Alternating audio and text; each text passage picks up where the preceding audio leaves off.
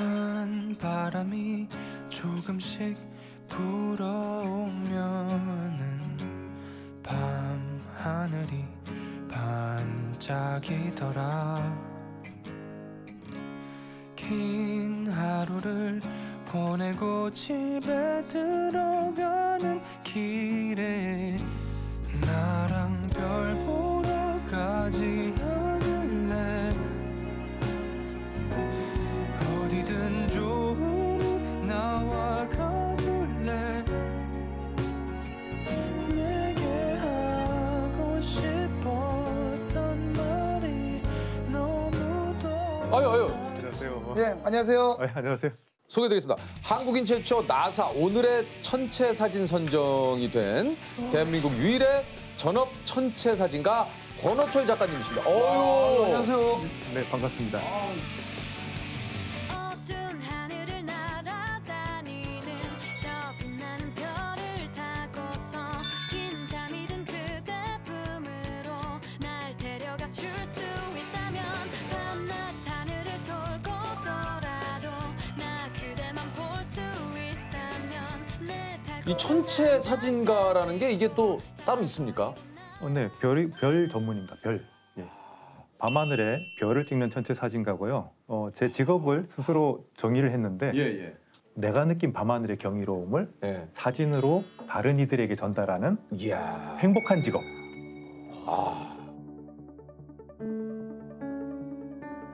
아니 혹시 네. 저기 천문학과나 뭐 이런 데 나오셨습니까? 아니요, 저는 전공은 천문학과는 아니고요. 예. 조선해양공학입니다.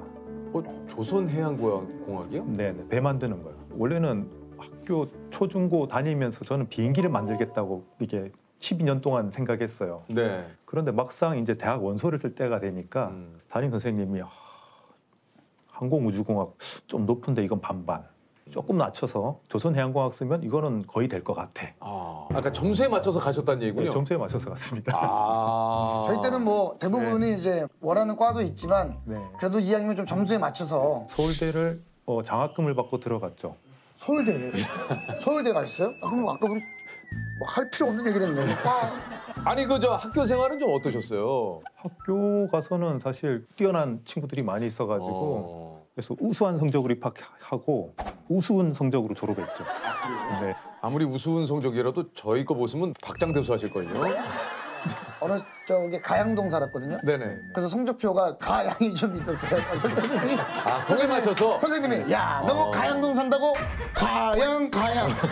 야, 이사도 안 가니? 이사도 안 가? 막. 아니 그 천체 사진을 찍으신 지 얼마나 되셨습니까? 92년부터 찍었으니까요. 네. 오래되지. 한 29년. 예, 그 정도 됐습니다. 네. 고등학교 때부터 별을 굉장히 좋아하게 됐어요. 그래서 대학교 입학하자마자 아버지 카메라를 뺏어다가 네. 그때부터 사진을 시작하게 됐습니다. 근데 왜 이렇게 별을 좋아하셨던 거예요? 별을 좋아하는데 사실 이유가 없어요. 이렇게 뭔가 싫어하는 데는 이유가 있지만 좋아하게 되는 거는 이유가 없어요.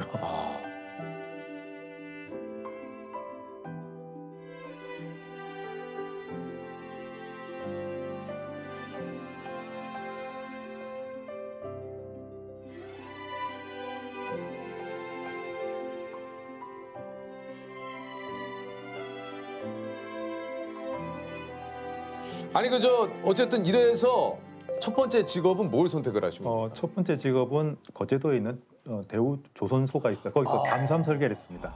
잠수함 예, 설계요? 잠수함 설계.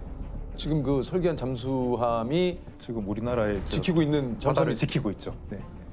야 여기서 얼마나 근무하셨습니까? 거기서 4년 정도 있었습니다.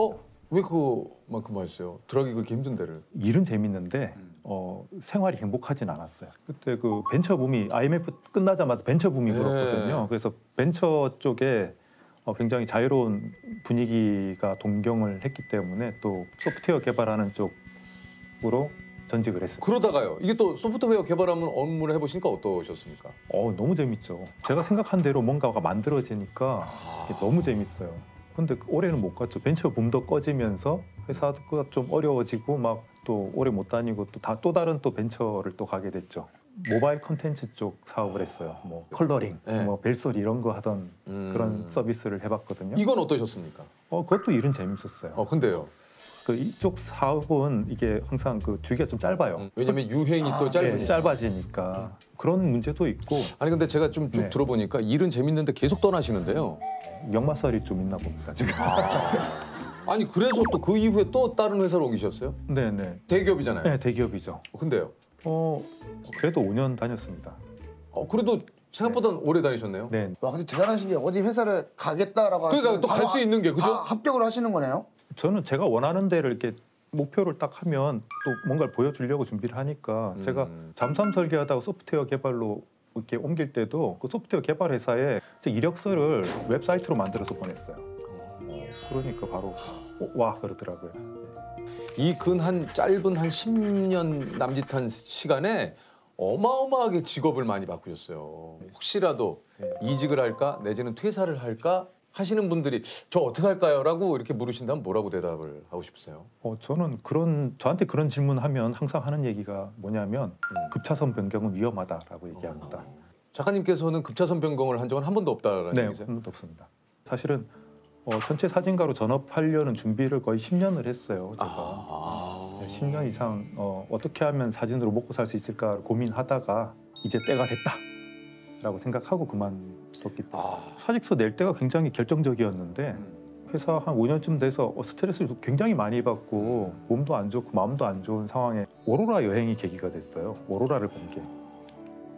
근데 오로라 보러 가려면 일주일 정도는 휴가를 내야 되잖아요. 그렇죠. 긴 시간이 좀 필요하다고 그러더라고요. 근데 연말에 12월에 다들 뭐 성과급 결정하고 진급 결정하고 이때 일주일을 휴가를 내야 돼요. 갔다 오면 이제 책상이 없을지도 모르는 그렇죠. 그런 상황인데 엄청 욕 먹으면서 그냥 휴가 내고 갔어요. 왜냐하면 오로라니까.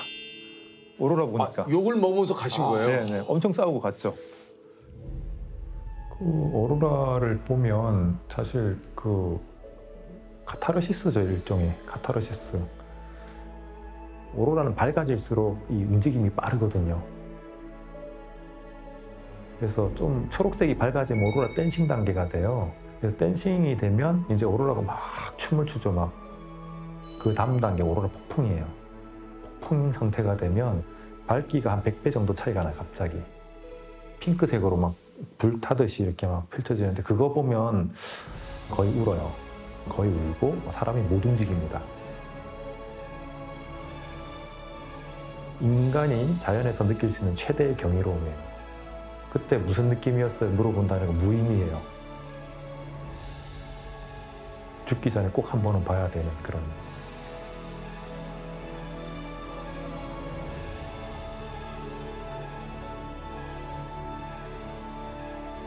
저는 이 오로라도 굉장히 처음 봤으니까 굉장히 신기한데 이 오로라보다 더 신기한 걸 본 거예요. 뭐예요? 같이 갔던 사람들 월급장이 하나도 없었어요. 그럼요. 다 뭐 사진가, 만화가, 블로거, 글 쓰는 사람 이런 사람들인데 다 자기 하고 싶은 대로 하는데 살아 있더라고요. 안 굶어 죽고. 하고 싶은 거 하고 사는데 밥을 안 굶는 데잖아. 너무 신기해가지고 충격을 받고 이제 들어왔는데 12월 초에 이렇게 휴가를 일주일 갔다 오니까 얼마나 회사에서 갈구겠어요. 일주일 휴가 갔다 온 이후에 그 분위기가 어땠습니까? 그 회사 분위기 궁금한데요. 그렇게 회사에서 괴로운 일 많이 당하잖아요. 그러면 사직서 낸다는 얘기가 목에 탁 걸리지만 걸려요. 못 하잖아요. 이거 뱉는 순간 진짜 끝이니까. 네. 근데 뱉어지더라고. 뭐라고 뱉었어요? 회사 그만두겠습니다. 이게 목에 딱 걸려있던 게 툭 튀어나오더라고. 나도 모르게. 저도 모르게. 그 다음날 가서 싹 빌어요. 원래는 뭐 원래는. 감정에 앞서서 제가 뭐 네, 네. 근데 그렇게 툭 뱉고 나서 그날 밤에 누웠는데 마음이 너무 편한 거야. 너무 편한 거야. 이거 이제까지 내가 이걸 왜 못했나. 그 느낌이 들더라고요. 그래서 그 다음날 정식으로 사직서를 제출했죠. 집사람은 드디어 올 게 왔구나. 그 생각을 했다고 그러더라고요. 그에 무슨 일이 있었냐면 건강검진을 하러 갔는데 의사가 보호자를 불렀어요. 위벽이 다 헐어 내려서 그냥 놔두면 이게 위암으로 발전해서 죽을 수도 있다. 본인이 아니고 보호자를 불러서 얘기를 하니까 이 사람이 스트레스 정말 많이 받나 보다. 그 생각을 하고 이번에 그만둔다고 그러면 말리지 말아야지 그 생각을 했대요. 네. 야, 한편으로는 이제 작가님이 이렇게 웃으면서 이 얘기를 하시지만 이게 말 그대로 속이 그냥 이게 완전히 그냥 상한 거잖아요. 각자가 아마 알게 모르게 엄청난 스트레스를 많이 받고 있을 거예요. 사람이 화가 이만큼 항상 차 있어요. 누가 조금만 건드려도 이제 폭발하는 거죠. 그때 같이 일했던 사람은 요즘 만나면 그때 회상하면서 그런 얘기 하더라고. 가족들이 참 힘들어했다고 자기 때문에. 자기가 그렇게 화난 사람 모드로 계속 사니까 가족들이 굉장히 힘들어했었다고. 되게 재밌는 게 뭐냐면 그만두고 나서 6개월 뒤에 병원에 가서 건강진단을 어땠어요? 받았는데 깨끗해요. 깨끗해. 6개월 만에 깨끗해졌어요.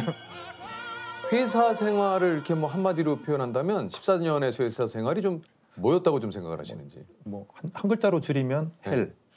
헬이요? 우리가 알고 있는 그 헬 맞습니까? 예, 맞습니다. HLL. 그저 궁금한 게 작가님, 그 회사 생활하실 때 무슨 요일이 제일 싫으셨어요? 뭐가 좀 제일 싫으세요? 다 싫어, 다 싫어. 그래도 다 싫어. 근데 토요일은 괜찮잖아요. 토요일은. 토요일도 이래요. 아 진짜요? 맨날 야근. 매주 금요일 저녁 6시에 회의를 하던 회사가 있었어요. 매주 금요일 저녁 6시에. 와 내 회사도 아닌데 금요일. 근데 그게 보통 한 새벽 한 2, 3시쯤 끝나요. 근데 그 새벽 2, 3시쯤 끝나는 그 회의의 결론이 뭐냐면 월요일 아침까지 보고서 올려놔.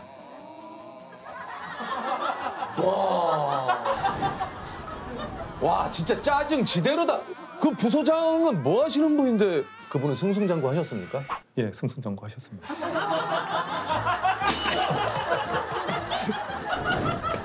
아유 열받아. 씨. 야, 성공하셨네. 아니 근데 막상 내가 이제 아우 이렇게 사느니 내가 했어요. 네. 근데 그것도 좋긴 좋지만 말씀하신 대로 내가 이제 앞으로 어떻게 먹고 사나.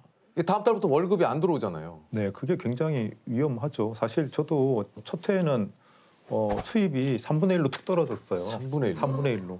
천체 사진 작가로 이제 이름을 이제 알리시게 된 계기가 있습니까? 나사에서 운영하는 오늘의 전체 사진이라는 사이트가 있어요. 네네. 네, 거기에 이제 한국인으로서 최초로 그 등록이 선정이 됐고요. 와, 이 작가님 이거 작가님이 찍으신 거예요? 아, 예, 제가 찍은 사진들이네요. 네. 와.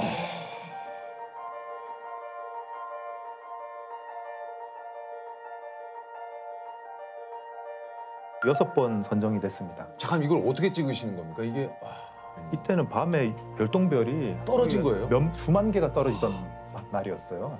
그 불규칙적으로 이런 선들이 보이는데 이게 다 별똥별입니다. 이건 달인데 달 옆에 뭐가 하나 조금씩 찍혀 있어요. 그게 금성인데 달이 금성을 가리는 현상입니다. 야. 계기월식 사진입니다. 지구 그림자에 이제 달이 들어가면서 이제 붉게 변하는 현상이죠. 아니 또 저 이 작가님께서 기억에 남는 사진이 또 좀 있다 그래요. 이 해 가운데 뭐가 있죠, 이게? 네네네. 이게 뭐가 있네요. 네, 이게 뭐가 있죠? 가운데 뭐가 있죠? 우리나라에 있는 섬. 우리가 힌트, 동쪽 끝. 독도. 예, 맞습니다. 독도. 독도입니다, 독도. 울릉도에서 독도를 보고 찍었는데 일출이랑 겹쳐서 찍은 거죠. 야. 3년 정도 해서 찍었습니다. 에? 3년 시도했죠. 3년. 아니 이거를 3년. 이게 울릉도 독도 태양이 딱 일직선이 돼야 되잖아. 일직선. 네네네. 정확하게 일직선. 네. 태양의 시직경이 0.5도거든요. 시직경이요? 예, 이렇게 보이는 크기가 하여튼 뭐 이 정도 요만한 크기로 보이겠죠. 태양이. 그럼 울릉도에서 독도를 보면 독도는 어느 정도 크기로 보일까 이거를 계산을 해봤어요. 삼각함수로 이 계산하면 됩니다. 삼각함수 또 나왔다. 예. 그 저기 곽 작가님이 그때 얘기해준 삼각함수. 예. 여기가 저기까지 거리만 알고 있을 때 빌딩이 높이가 몇 미터일까 삼각함수 이런 거를 좀 공부를 해보면 궁금할 수 있잖아. 궁금할 수 있잖아. 궁금할 수 있어. 예, 이게 계산하면 됩니다. 중학교 교과서에 나와요, 이제. 중학교 교과서에 왜 난 모를까? 그래서 계산해 보면 이게 독도가 어느 정도 크기로 보일지가 이제 계산이 돼요. 아, 그러면 요 정도 딱 독도가 해 가운데 딱 들어가겠구나. 이걸 계산을 하고 찍었는데 첫 회에는 실패한 게 날씨 때문에 실패한 줄 알았어요. 근데 두 회째 이제 시도하는데 또 실패하니까 날씨 좋은데도 이게 안 보이더라고요.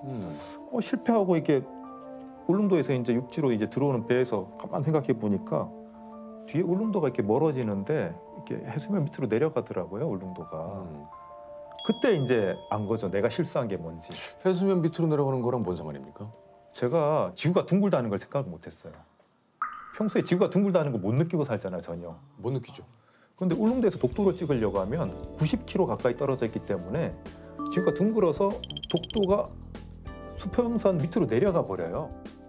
그러니까 높이도 맞아야 돼, 높이가. 울릉도가에서 독도가 볼 때 독도가 정확하게 보이는 높이가 있어요. 그거를 생각을 못 그거 했더라고요. 어떻게 합니까? 그걸? 그것도 삼각함수로 계산해 보면 돼요.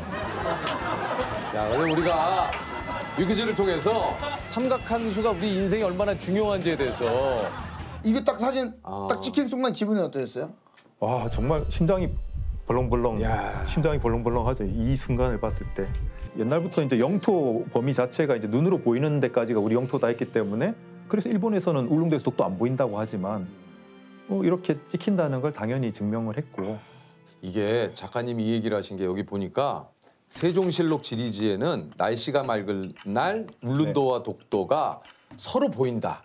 네. 이 기록이 있대요. 그게 딱 50페이지 셋째 줄에 나와 있습니다. 그러니까 이게 실제로 맑은 날 눈으로 보이는가 안 보이는가가 굉장히 이게 중요한데 실제로 이거를로 증명이 됐다라는 거죠. 네. 아니 그래서 요 이제 찍어둔 독도 일출 영상을 국가에 제공을 했다고 그래요. 예, 국가에 제공을 해서 제가 바라는 거는 애국가 첫 장면으로 동해물과 할 때 그 딱 그 동해에서 떠오르는 떠오르는. 독도와 함께 떠오르는 그 장면으로 썼으면 좋겠다.